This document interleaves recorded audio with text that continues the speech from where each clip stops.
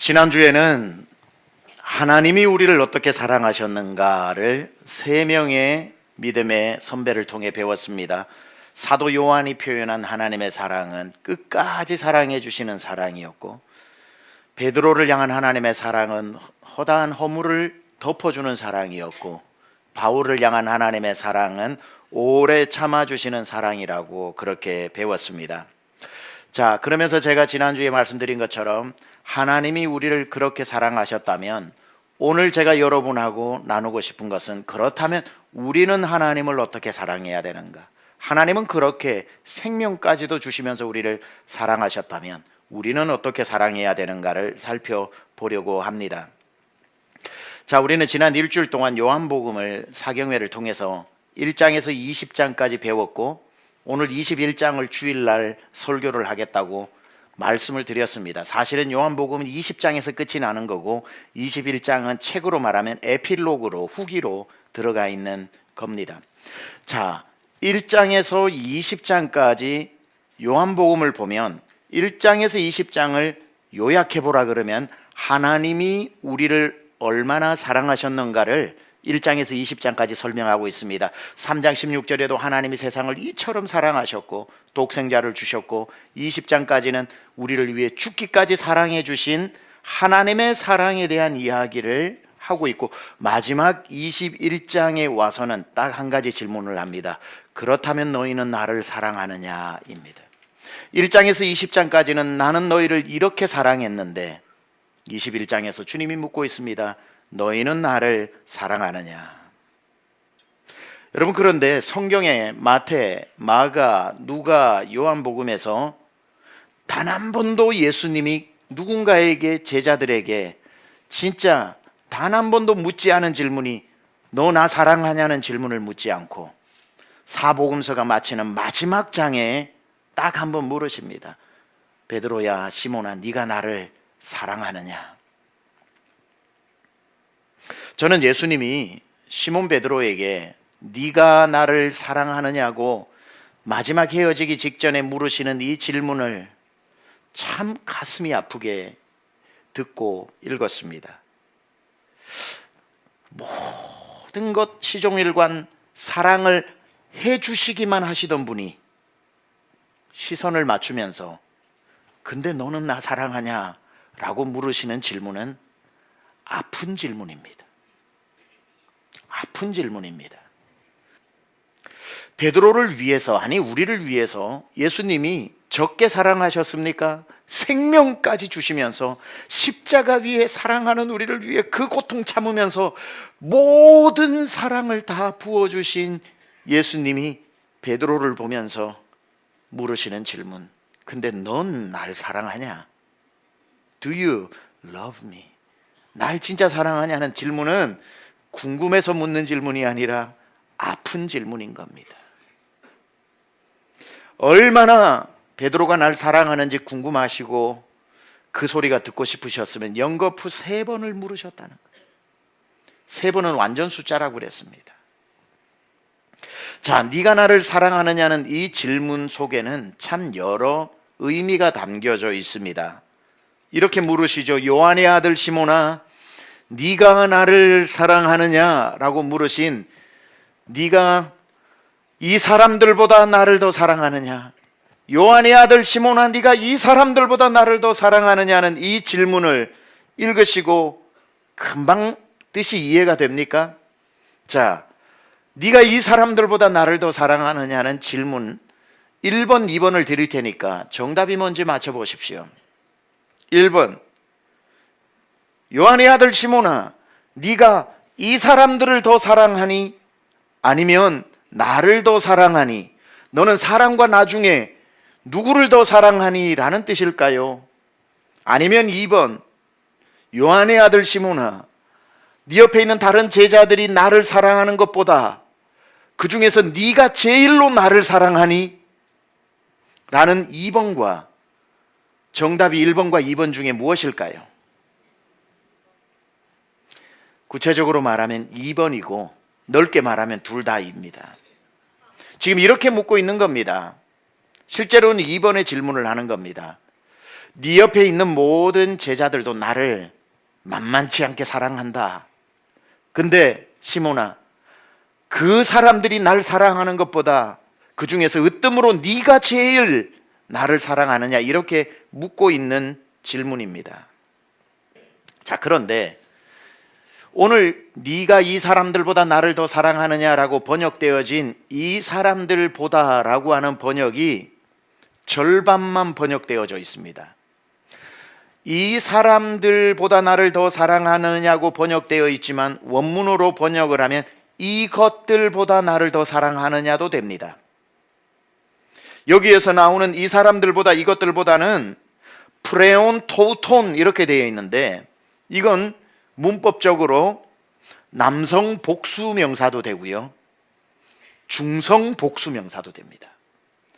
남성 복수 명사면은 베드로 옆에 있는 다른 11제자, 또 따르는 여러 제자들 말하는 거고, 이 제자들보다 네가 나를 더 사랑하느냐가 되는 것이고, 이걸 중성 복수로 해석을 하면 이것들이라고 했으니까 네가 가지고 있는 것들을 네가 사랑하는 것보다 나를 더 사랑하느냐고 물으시는 질문이 되는 겁니다.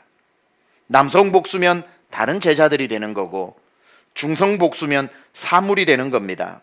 그러면 중성 복수로 이것들보다 나를 더 사랑하느냐고 물으셨다면 그 소유물들이 하나님을 사랑할 수 없겠죠. 그러면 이런 해석이 되는 겁니다. 네가 이것들을 사랑하는 것보다 나를 더 사랑하느냐는 질문이 되겠죠. 그렇다면 예수님이 지금 묻고 있는 이것들은 뭡니까? 방금 뭐 하고 왔습니까? 고기 잡다가 왔습니다. 너에게 재산 1호인 이 배보다 나를 더 사랑하느냐? 그 배에 두고 온 그물보다 나를 더 사랑하느냐? 네가 다시 주워 입었던 어부의 옷보다 나를 더 사랑하느냐?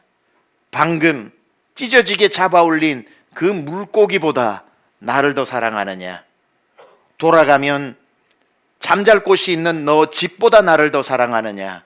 그 집에 있는 식솔들보다 나를 더 사랑하느냐는 질문이 이것들보다 나를 더 사랑하느냐가 되는 겁니다. 베드로는 이 두 가지 질문 앞에 쉽게 대답을 못하고 큰 고민을 합니다. 이 질문이 다른 제자들보다 나를 더 사랑하느냐라고 해도 어려운 질문이고, 너의 소유물보다 더 사랑하느냐고 해도 어려운 질문입니다. 자, 사람들보다 더 사랑하냐 그래도 자신이 없고, 이것들보다 더 사랑하냐고 해도 이제 와서 자신이 없는 깊어지는 베드로의 고민 속에 한참을 근심하다가 그가 이렇게 고백합니다. 예, 주님. 물으신다면 대답합니다. 제가 주님을 제일 사랑합니다. 제가 주님을 그 어떤 것보다 더 사랑합니다. 라고 이야기합니다. 저는 여러분이 주님이 여러분 보고 사랑하냐 그럴 때에 너무 쉽게 대답하지 말고 고민을 하시고, 정말 예수가 더 귀한가?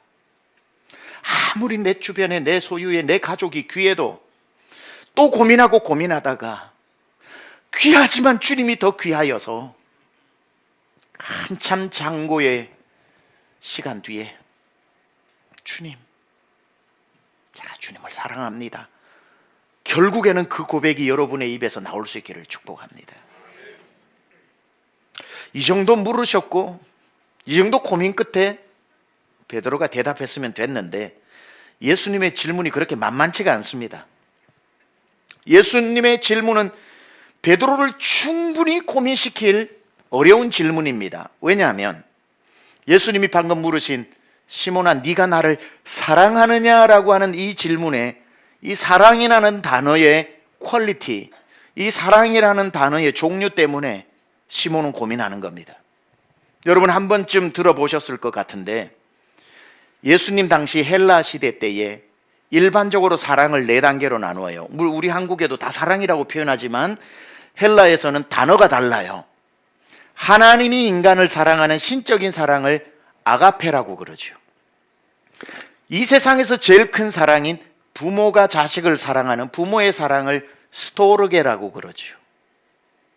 그리고 친구 간에 사랑하는 우정을 필레오라고 그럽니다.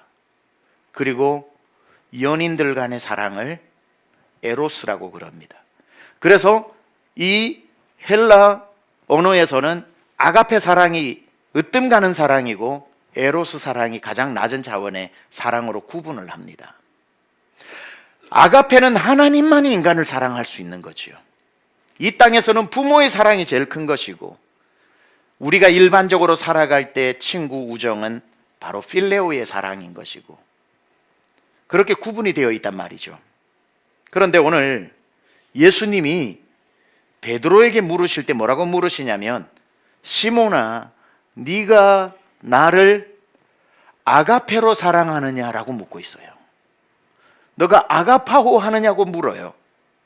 베드로가 그 말을 듣고, 아니 예수님이야 하나님이니까 나를 아가페오로 사랑해서 십자가에 죽기까지 사랑해 주셨지만, 한간 미물인 내가, 그것도 주님 앞에 배신을 했던 내가 어떻게 아가파오로 물었다고 내가 아가파오로 대답할 수 있겠습니까? 고민하다가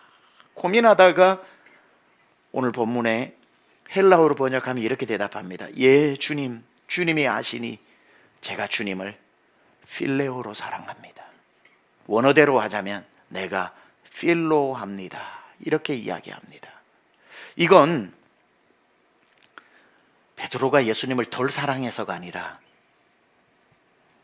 자기의 솔직한 고백인 거예요. 솔직한 고백. 자기가 예수님을 사랑하는 그냥 최선을 고백한 겁니다. 왜 이랬을까요? 이제 더 이상 베드로가 과장하지 않습니다. 아가파오로 사랑한다고 했다가 아주 처절하게 쓴맛을 봤거든요. 그날 사람들 앞에서 제일 사랑하는 척하면서 예수님 다 버려도 나는 예수님을 아가파오합니다 했던 그 선언이, 그 호언장담이 얼마나 속절없는 것인지를 알았기 때문에 이제 주님이 그래 네가 정말 나를 아가파오하느냐라고 물으셨을 때 아닙니다. 나는 그런 사랑이 내게 없습니다. 주님이 내게 주신 사랑을 되돌려 드릴 자격이 없어서 굳이 물으시고 내가 대답해야 한다면 지금 나의 최선인 필레오 친구의 사랑으로 주님을 사랑할 뿐입니다. 실패를 통해 정말 낮아지고 겸손해진 베드로의 고백입니다. 그 대답이 별로 예수님이 마음에 드시지 않았는지 대답을 듣고 또 두 번째 다시 물으십니다. 시몬아 대답해라. 다시 묻는다. 너는 나를 아가파오 하느냐? 신적인 사랑으로 사랑하느냐? 대답을 드렸는데 또 물으시니 고민이 더 커집니다. 그러나 이제는 과장할 수 없습니다. 예수님 듣기에 좋도록 없는 말 지어낼 수 없습니다. 그래서 다시 이야기합니다. 주님 또 물으셔도 대답은 같아요. 저는 주님을 필로합니다. 이게 나의 최선입니다. This is my best. This is what I can do. 이게 내가 할 수 있는 최선입니다. 멈추지 않고 예수님이 세 번째 물으십니다. 세 번째 물으셔요. 그런데 예수님이 세 번째 물으실 때 베드로의 마음이 와르르 무너지고 맙니다. 억장이 무너지고 눈물을 샘이 터지고 맙니다.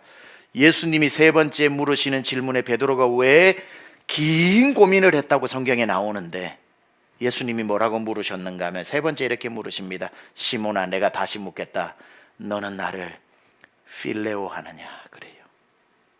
너는 나를 친구의 사랑으로 사랑하느냐? 예수님이 또 베드로에게 줘 주신 겁니다. 예수님이 또 선생님이 학생의 눈에 맞추듯이 무릎을 꿇듯이 베드로의 수준으로 또 내려오셔서 그럼 네가 나를 필레오 하느냐? 그때의 베드로가 긴 고민 끝에 주님 모든 것을 아시오매 내가 주님께 고백하는 건 죄송하지만 필레오 합니다. 그때 주님이 그럴 줄은 몰랐다. 네가 끝까지 고집 피울 줄은 몰랐다. 3번 물었으면 한 번쯤은 아가파오 할 줄 알았는데 끝까지 필레오 하는구나라고 하지 않으시고 베드로의 마음에 큰 눈물이 나는 감동이 뭐냐면, 필레오 하느냐 물으셨을 때 예 제가 필레오 합니다라고 그 소리 듣고도 주님이 뭐라 그러시냐면 내 양을 먹여라. 거기서 출발하자. 그 정도면 됐다. 나의 최선으로 그대로 받아주시는 것. 또 베드로의 수준에 져주시는 예수님. 예수님은 이 모습을 통해 우리에게 주시는 것은, 오늘도 여러분에게 우리 예수님은 최고의 사랑을 요구하지 않으시고 여러분 수준에서 할 수 있는 최선의 사랑을 지금 묻고 계신다는 것. 이 중에 여러분이 남들보다 가장 으뜸되는 최고의 사랑이야 못할 수 있어도 여러분만의 지금 현실에서 할 수 있는 최선의 사랑은 우리 예수님 앞에 보여주어야 하는 것입니다. 자, 요한복음의 마지막 21장은 제가 이번 요한복음 4경회를 하면서 20장까지 하고 21장은 오늘 에필로그로 남겨놓는다고 그랬고, 여러분 책을 보면 책이 끝났는데 뒤에 에필로그 후기가 나오죠. 요한복음 21장은 원래 20장으로 끝이 나요. 이 복음서를 기록함은 해서 모든 사람이 믿고 영생을 얻게 하려는 것이다 하고 끝이 나고 21장이 다시 시작되는 거는 후기다 이 말이에요. 에필로그다 이 말이죠. 근데 이 후기 21장이 마치 드라마 대본 같아요. 갈릴리 호수라고 하는 배경에 실패하고 좌절하여 옛사람으로 돌아온 베드로와 거기까지 다시 찾아온 예수님이 만나서 나누는 사랑의 대화입니다. 사랑의 대화를 쓴 아주 멋진 작품이다 이 말이죠. 그런데 그 두 분이 제외에서 만나 얘기 나누는 이 결론을 보자면 이야기치고는 상당히 미완성으로 끝나는 작품으로 말하자면 열린 결말로 끝이 납니다. 뭔가 좀 완성도가 떨어져 보인다 이 말이에요. 제대로 우리가 이걸 해피엔딩으로 끝을 내려면 얘기는 이 정도로 끝이 나야 뭔가 얘기가 해피엔딩 완성도가 있습니다. 예수께서 시몬에게 이르시되 시몬아 네가 나를 아가파오 하느냐? 주님 죄송합니다. 필레오 합니다. 주님이 다시 물어 이르되 내 눈 보고 다시 대답해라. 네가 나를 아가파오 하느냐? 고민하다가 주님 죄송합니다. 필레오 합니다. 예수께서 다시 시몬의 눈을 보고 다시 말해라. 네가 나를 아가파오 하느냐? 베드로가 심히 고민하다가 마음에 큰 결심을 품고 주님 내가 아가파오 합니다. 네가 내 제자다 이러고 끝이 나야 뭔가 실패한 베드로가 완성품으로 아가파오로 끝이 나서 아가파오와 아가파오가 만나 요한복음 21장이 끝이 나야 무슨 완성도가 있는 해피엔딩 작품일 텐데 결론이 아가파오 하느냐? 필레오 합니다. 아가파오 하느냐? 필레오 합니다. 그럼 필레오 하냐? 예, 필레오 합니다. 할 수 없지만 내 양이라도 먹여라. 뭔가 이게 재미가 없어요. 뭔가 끝이라고 하기에는 이 위대한 마테마가 누가 요한복음의 마지막 대장정의 막을 내리기에는 별로 그렇게 멋진 스토리가 아니라 찝찝하게 끝나는 미완성 작품이다 이 말이죠. 근데 이게 요한복음의 의도입니다. 요한복음에서 요한은 21장을 에필로그로 쓰면서 미완결로 열린 결말로 쓴 것이 의도입니다.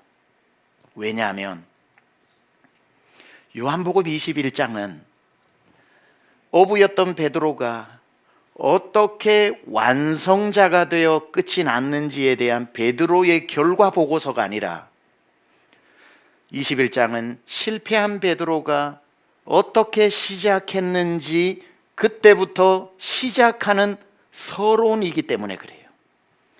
베드로 이야기의 결론이 아니라 장차 펼쳐질 베드로 이야기의 서론이기 때문에 요한복음 21장이 지나고 나면 사도행전 1장이 시작되는데 그때부터 베드로가 어떻게 자라나는지를 보여주는 사도행전 1장의 서론이라는 뜻입니다. 그런 차원에서 21장은 미완성품으로 의도적으로 요한이 그렇게 결론을 내리고 있는 겁니다. 여러분, 바둑의 용어 중에 미생이라는 말이 있고 완생이라는 말이 있어요. 저는 바둑을 잘 모르는데 미생은 뭐냐 그러니까 요 바둑돌이 아직 살지 죽을지 모르는 돌을 미생이라고 그러고, 완생은 절대로 죽지 않는 완전히 살아난 돌을 완생이라고 이야기한답니다. 요한복음 21장에 베드로는 미생으로 끝이 납니다. 필레오 합니다. 필레오에서 끝이 나는 요한복음 21장은 베드로가 미생으로 끝이 나는 그 사랑이 사도행전에서부터 그가 죽을 때까지 완생으로 되어져 가는 이야기입니다. 결국은 맨 마지막에 순교 앞에서 십자가에 달릴 때 내 어찌 주님처럼 십자가에 똑바로 달려 죽겠는가, 나를 거꾸로 십자가에 매달아라고 해서 십자가에 거꾸로 매달려 순교한 베드로는 어떻게 요한복음 21장의 미생으로 끝이 났던 그의 이야기가 주를 위해 생명까지 바치는 완생이 되었는지를 성경 전체가 증언해주고 있는 겁니다. 베드로는 그렇게 그날부터 자라났던 것이고, 오늘 여러분에게 누가 물어도 주님이 얼마나 사랑하냐 물어보면 주님 여러분 사랑하셨던 만큼 누가 이 중에 사랑하겠습니까마는, 남들에 비해서 초라한 사랑이라고 해도 여러분의 최선의 사랑이 겨우 미생이라도 오늘부터 매일매일 키우고 오늘부터 조금 버려나간다면, 여러분도 천국 문 앞에 섰을 때에 여러분의 입으로 저는 여전히 주님 앞에 부족한 미생일 뿐입니다 라고 했을 때 우리 주님이 고개를 흔들면서 너의 마지막 모습은 완생이었다, 네가 보여준 마지막 사랑은 아가페였다, 주님이 그 칭찬해 주실 때까지 넘어져도 다시 일어나시고, 실수해도 다시 일어나시고, 부족해도 포기하지 마시고, 우리 미생의 사랑이 완생의 사랑으로 자라날 때까지, 주 앞에 서는 날까지 그 사랑이 날마다 더 커져가는 저와 여러분 되기를 우리 주 예수 그리스도 이름으로 축원합니다.